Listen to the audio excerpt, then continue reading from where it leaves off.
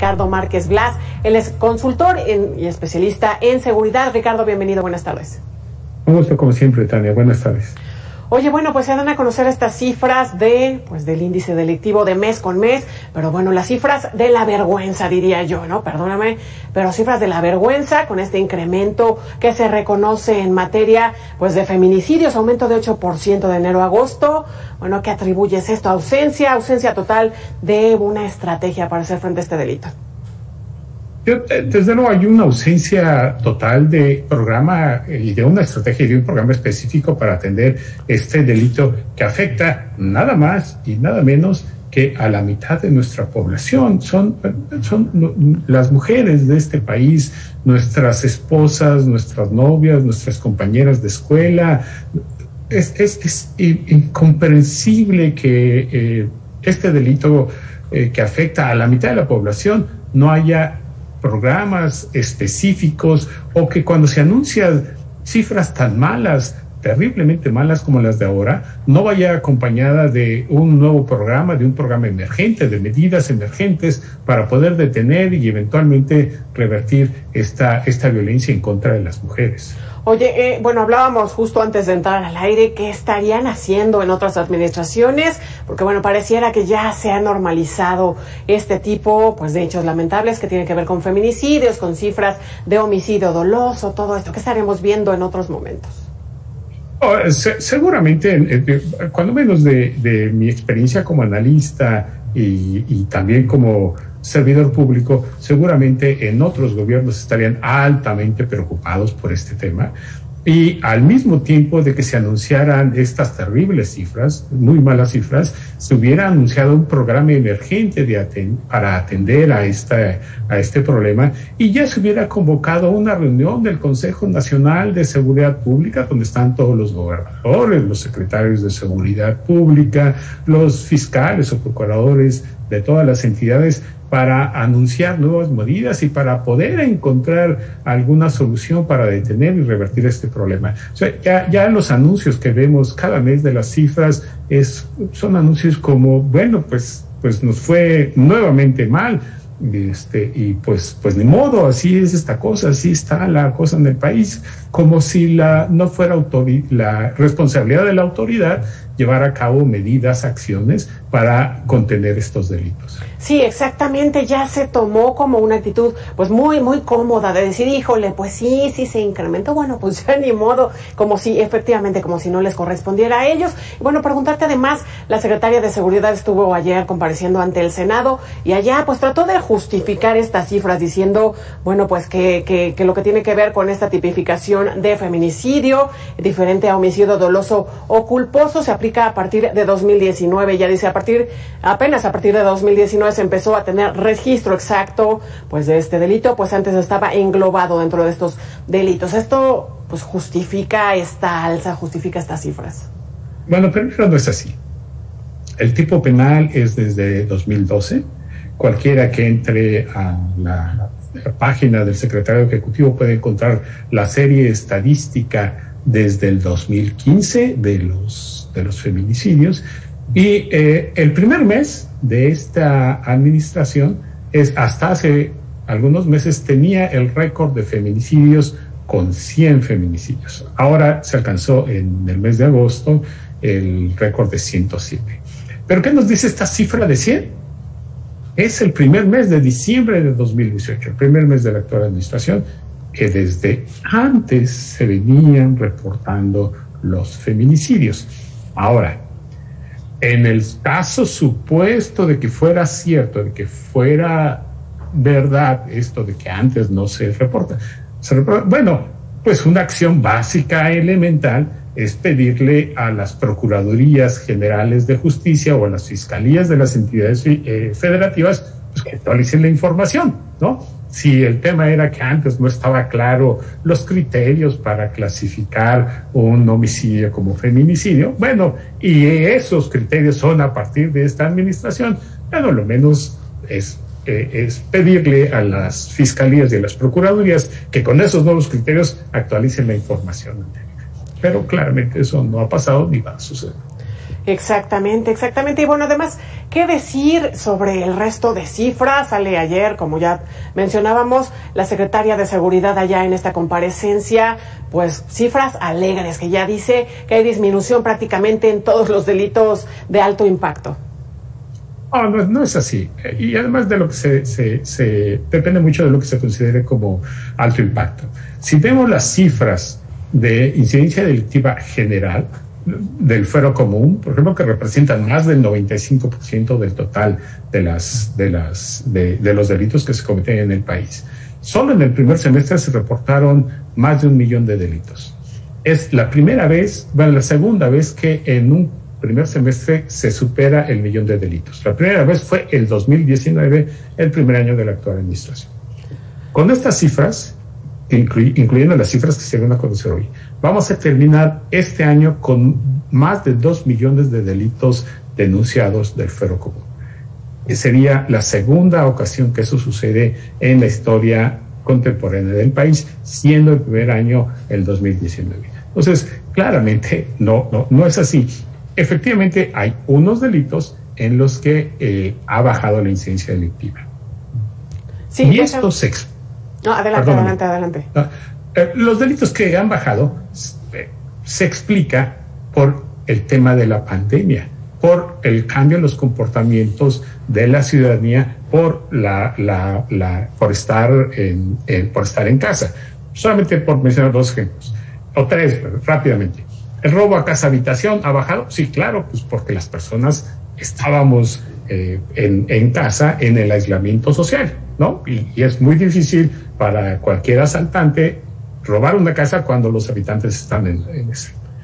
El robo a transeúnte, que es en términos numéricos es muy importante, robo a transeúnte y en transporte público, pues claramente si las personas estábamos en nuestras casas, no usábamos el transporte público y tampoco andábamos en las calles, claramente el delito tenía que bajar y bajó efectivamente. El robo al negocio, pues claramente, si tienes menos negocios, porque muchos cerraron por las afectaciones económicas, cerraron definitivamente por las afectaciones económicas de la pandemia, o cerraron temporalmente por la pandemia, pues claramente había menos negocios que asaltar, que robar. Y esos fueron, digamos, los delitos que más bajaron. Y eso se confirma con las cifras que dio a conocer este mediodía el INEGI. Hubo, en términos, digamos, de cifra negra y de victimización, hay una baja de aproximadamente 2.500.000, poco más de 2.500.000 de delitos. Casi la totalidad de estos delitos están asociados con el cambio en los comportamientos de la ciudadanía. Es decir, el 78%, casi el 80% de la baja de estos delitos es el robo a transeúnte y el robo en transporte público. Claramente, porque la ciudadanía estaba confinada en sus hogares. Entonces, no es porque los delitos que se han reducido, no es porque las policías y las autoridades tengan un mejor desempeño y una mejor estrategia. Se debe a que los ciudadanos estábamos en nuestros hogares en el confinamiento por la pandemia. Y precisamente ya que tocas este tema de la pandemia, de este confinamiento por la pandemia, ¿qué tanto esto podría haber influido en estas cifras al alza de feminicidios?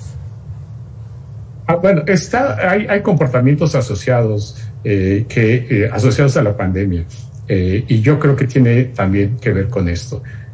No es gratuito que tengamos los mayores registros de violencia intrafamiliar en este periodo de la pandemia, pues porque no solamente porque tienen que pasar las familias, las parejas más tiempo del que estaban acostumbrados juntos, y la convivencia no siempre es digamos, fácil. Pero sobre todo las condiciones contextuales en las que se da esta mayor convivencia que debe darse al interior de las familias y de los hogares son condiciones muy difíciles. Las pérdidas de empleo, la mayor presión en los hogares para desarrollar actividades al interior, incluyendo las clases de los hijos, o el deterioro en los ingresos, la mayor necesidad de hacer cosas al interior de las casas, en términos de infraestructura para llevar a cabo el trabajo en casa o las clases en línea, que requieren también inversión por parte de los hogares. Son condiciones contextuales que hacen más difícil, que sin duda contribuyeron al incremento en la violencia al interior de los hogares. Oye, hablemos de los homicidios dolosos, porque bueno, señalan estas cifras que 6 estados concentran el 50% de ellos y bueno, los encabeza Guanajuato. ¿Cómo entender lo que está sucediendo allá en Guanajuato? Porque justo veíamos hace unos minutos un reporte desde allá que nos decía mi compañera reportera que bueno, esta entidad concentra la mayor cantidad de cuarteles. Parece que hablaba de 18 cuarteles de la Guardia Nacional. Sin embargo, pues le decía yo, ¿de qué sirve? ¿De qué sirve si ahí está encabezando las cifras de homicidio doloso? Bueno, lo importante, además de estar, digamos, es que además de que haya mayor número de cuarteles y mayor número de personal, pues lo importante es que salgan de sus cuarteles y que hagan lo que tienen que hacer y que lo que tienen que hacer lo hagan bien. El tema de los cuarteles es un tema francamente de vergüenza. El número de elementos de la Guardia Nacional está estancado desde mayo del 2020. Tienen aproximadamente 100,000 elementos. Pero el número de cuarteles de la Guardia Nacional que se han inaugurado ha ido en constante crecimiento. De tal manera que hay muchos más cuarteles de la Guardia Nacional, pero hay la misma cantidad de elementos. ¿Qué dice esto? Que en cada cuartel de la Guardia Nacional hay cada vez menos elementos. Solamente elementos, ¿eh? Ya no hablamos de patrullas, de equipamiento, de condiciones para llevar a cabo su trabajo. No, solamente eso. Entonces, es una gran simulación el tema de los cuarteles y de la Guardia Nacional. Y la otra es, pues sí, es importante que estén ahí, pero que hagan bien su trabajo, ¿no? Y las noticias que tenemos es que en muchas ocasiones no tienen ni gasolina para salir de sus cuarteles a hacer, digamos, el patrullaje disuasorio que se supone que lo tendrían que hacer. Y entonces, pues las condiciones en las que deben desempeñar su trabajo y la forma en que desempeñan su trabajo, pues contribuyen poco a la reducción de la violencia y a la reducción de la incidencia delictiva. Oye, bueno, finalmente, Ricardo, pues qué decir de este duro discurso de la senadora panista Lili Téllez ayer, pues hacia la secretaria de Seguridad, Rosa Isela Rodríguez, que le dice, bueno, abrazos no balazos a esta estrategia en la que se demuestra que el gobierno federal entregó la plaza al crimen. ¿Qué decir? ¿Qué te parece? Bueno, yo creo que, a ver, todas las autoridades estatales, municipales y federales encargadas de la seguridad pública, me parece que tienen la voluntad, la buena intención, tienen la buena intención de mejorar, hacer bien su trabajo y que esto se refleje en mejores condiciones de seguridad.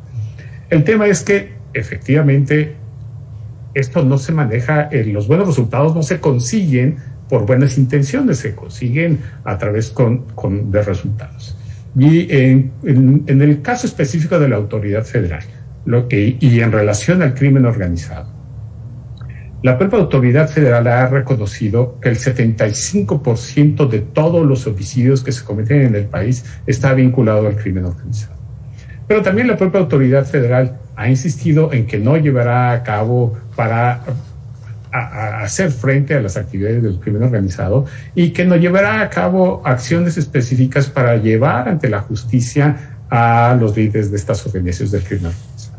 Entonces, si no hay una política específica para controlar la principal fuente de violencia letal en el país, claramente la violencia letal en el país no va a disminuir ni se va a controlar, y lo que va a pasar es lo que hemos estado viendo como sucedió con el artefacto explosivo en Irapuato. El crimen organizado tiene espacio libre para poder desarrollar sus actividades y lo peor de esto es que cuando se dan estas condiciones, no solamente controlan territorialmente las zonas, sino llevan a cabo acciones predatorias en contra de la ciudadanía en aquellas zonas donde logran tener un alto nivel de control, como son estos municipios. Así es, como bien dices, ahí están los resultados de esto que hemos venido teniendo pues desde que inició la actual administración. Ricardo Márquez Blas, consultor especialista en seguridad, gracias por estos minutos con Mega Noticias. Un gusto como siempre, Tania. Buenas tardes. Hasta luego.